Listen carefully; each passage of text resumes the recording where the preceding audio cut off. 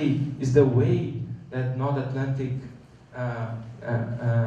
knowledge production conceives the peripheries, we should have a very interesting way to that. I think the BRICS can really offer a critical approach for reviewing this area studies framework, both theoretically and methodologically. In this sense, comparison, yes, is a good way of doing this, but connecting is also a very interesting way, and I'm referring here to the very now famous work of Sanjay Subramanian on the idea of connectivity. We don't have to find similarities to justify that this is, we don't have to find racism in the way we have in Brazil, in India and South Africa, or in Russia, to build the relevance of sociological comparison through this kind of problem. Also, we have another thing we have to have another thing in mind is that, with the probable exception of South Africa, China, Brazil, Russia, and India were not only subjected to politics of colonial rule, but also were part of empires.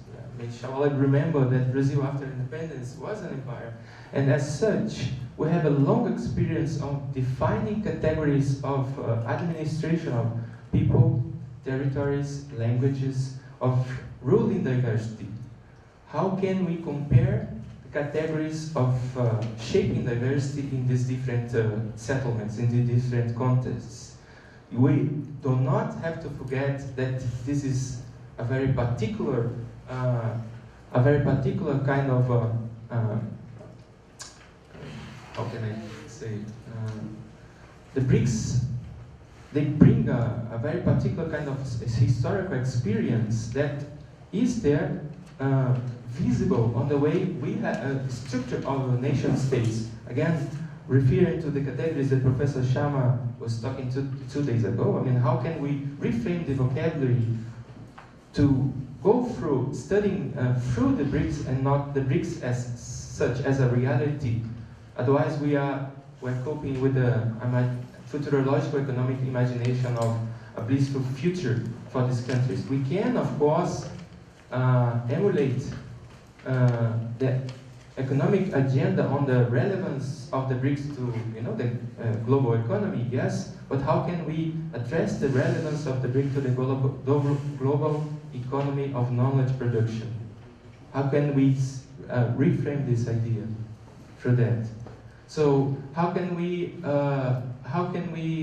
compare categories of labor, age, life cycle, forms of inequality, instead of going through in specific, like league tables? I mean, we have to have in mind that the league tables are produced by larger frameworks on how states conceive categories of populations. Now, for example, to refer to the idea of caste, for example, or race in Brazil, we don't have to trust these league tables only as the only way to assess what is inequality and what is global politics of exclusion in our countries.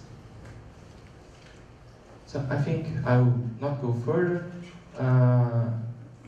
This is just one agenda for remembering the places of having the BRICS as a real entity for sociological thinking, and I think it's really productive. It can be challenging to the scenario of social sciences today, but we cannot conceive this thing as a real entity, I suppose, and mostly having it as something that we can think across or through as a way to reframe the idea, even the idea of universality. How can we add new categories to the vocabulary of social sciences, referring to specific experience, historical experiences, and sociological, social experiences from these countries? How can we readdress theory, having, for example, as one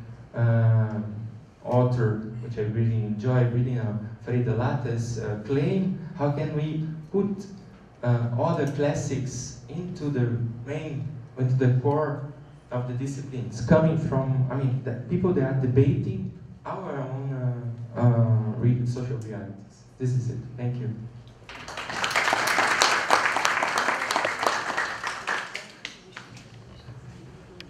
Yeah, thank you, Claudio. I really think we have a point here. No? We are hostages from ourselves. No? We don't move from our cages, and maybe that's why we comply with this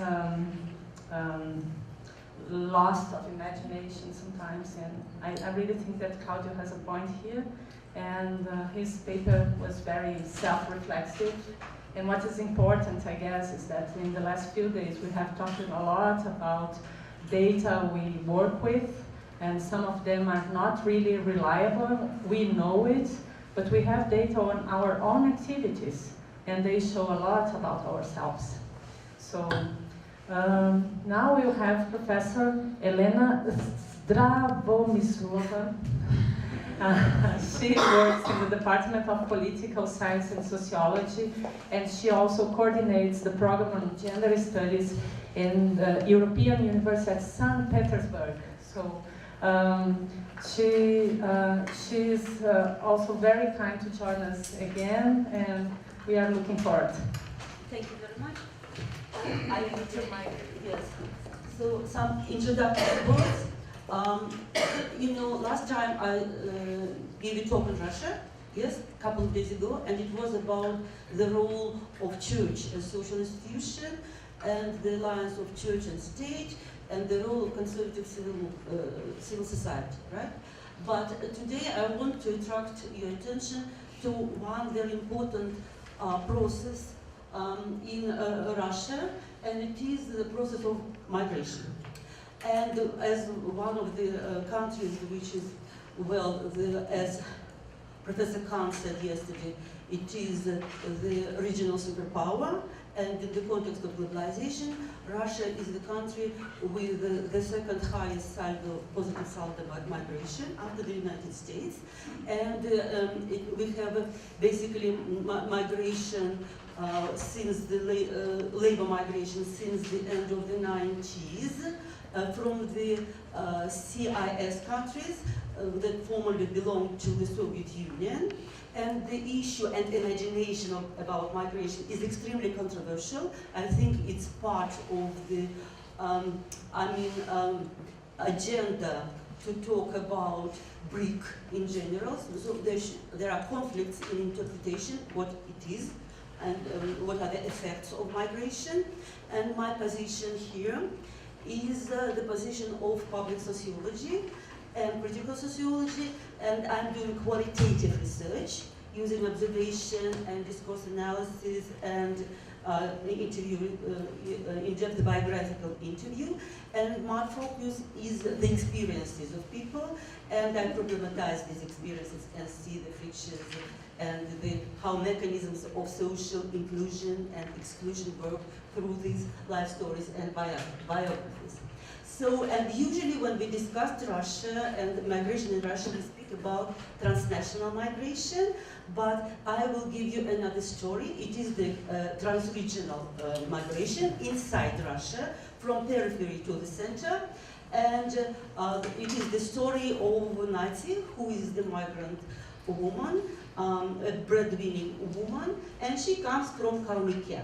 Kalmykia, it is here on the map of Russia, you see, it is a very small place, and it is one of the 4 Buddhist republics in Russia, and it is a very low quality of life, lack of jobs, and the story of migration in Kalmykia are really very well known. And there is they travel basically for work to main capitals, to Moscow and St. Petersburg, and it is gendered migration because men come for all kinds of jobs and the construction, and women come for caring work. And that's, I was doing research with my colleague on the chains of care in the Russian context. And so my informant is the woman who sells her caring skills.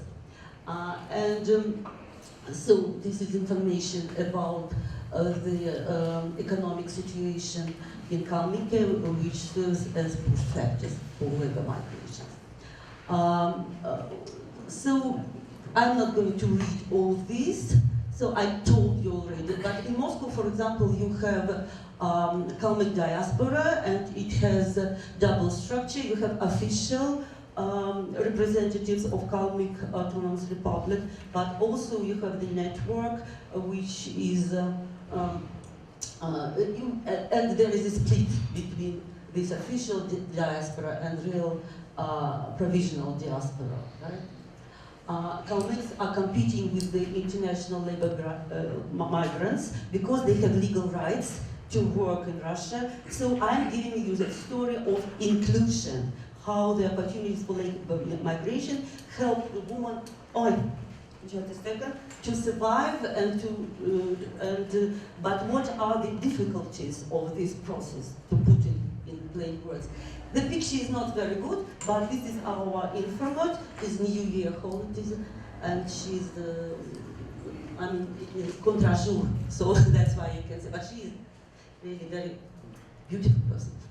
Yes, so she is 53 and she was born in Elista, which is the capital of Kalmykia, and in the family of 5 children, 4 sisters and 1 brother, and she was educated in musical college, and then she was 2 times married, and she couldn't have children for a long time, and she was an actress in the choir, and they traveled a lot, but so she was considered to be pretty well off and well established, but she divorced 2 times, and then she had a child, and then she couldn't continue her job in this choir because of the economic crisis, and financially she was in a very bad situation. So she actually decided, was convinced by her friends to go from Elista to Moscow, because this is the place where you can find job and survive. And she had to make decision because she was a single mother, and so she didn't want to leave her child to her brother-in-law, yes, which is the usual thing in Kalmyk culture. But she had to do it because actually this was the only thing to solve